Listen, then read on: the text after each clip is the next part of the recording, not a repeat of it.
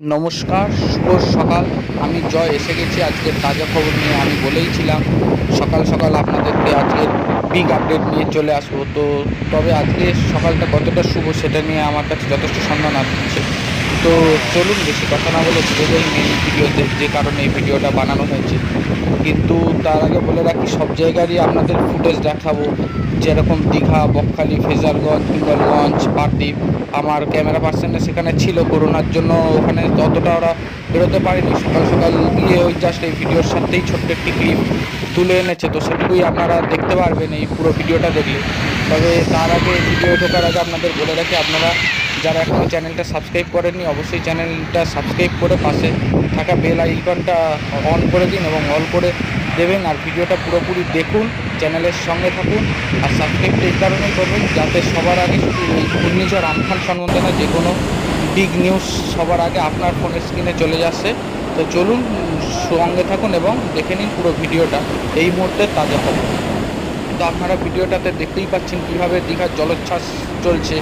যেখানে বা আগে সবাই বসতো সেখানে মারাত্মক লেভেলের কয়েক ফুট উঁচু, 6-7 ফুট উঁচু দিয়ে সেই জায়গায় জলোচ্ছ্বাস চলছে। তার সঙ্গে যে বকখালি যে জায়গায় আর কি শুধু বালি, যেখানে সমুদ্রের জল দেখা যেত না, সেই জায়গায়ও আপনারা দেখবেন যে কীভাবে স্রোত বইছে। এছাড়া ফেজারগঞ্জ, হিঙ্গলগঞ্জ সব জায়গায় একই অবস্থা।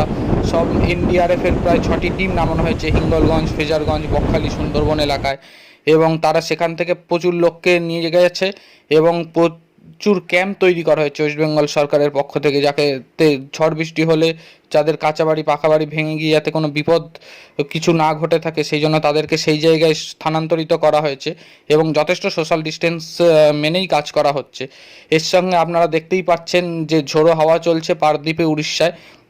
এবং এই মুহূর্তে দীঘা থেকে প্রায় 250 কিলোমিটার দূরে রয়েছে এই ঘূর্ণিঝড়। তবে কলকাতায় যখন ঢুকবে তখন এই ঝড়ের গতিবেগ ঘন্টায় 130 থেকে 140 কিলোমিটার হতে পারে কলকাতা হাওড়া। কিন্তু তার মানে এই নয় যে কলকাতায় এর কোনো প্রভাব পড়বে না খুব বেশি, কারণ 130 কিলোমিটার পার আওয়ার মানে যথেষ্টই ভালো। তবে দীঘা মারাত্মক পরিমাণে তছনছ করতে পারে। এই মুহূর্তে দেখতে পাচ্ছেন সমুদ্রের জলোচ্ছ্বাস এবং তার সঙ্গে বৃষ্টি পড়ছে।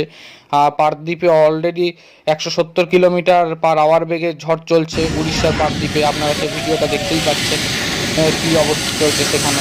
এবং তার সঙ্গে আমি বলে রাখি, বাংলাদেশের বর্ডার হাতিয়ারা, আর সেই জায়গা কী অবস্থা আপনারা সেটাও দেখতে পাচ্ছেন এই ভিডিওতে।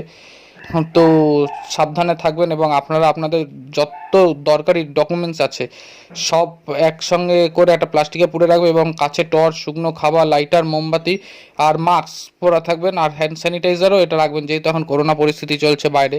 তাই যতটা পারেন সাবধানে থাকুন। আর দুপুর 2-2:30টার দিকে যখনই ঝড় আসবে তখন আপনারা বাড়ির ইলেকট্রিসিটিটা দরকার মতো অফ করে দেবেন, তার কারণ এর থেকে অনেক সময় অনেক বিপদ ঘটতে পারে। আর একবার ঝড় হয়ে গেলে ভাববেন না যে আরেকবার হবে না, কেন তার পরবর্তী অ্যাটাক একটা আসে। তো সাবধানে থাকুন আর চ্যানেলের সঙ্গে থাকুন।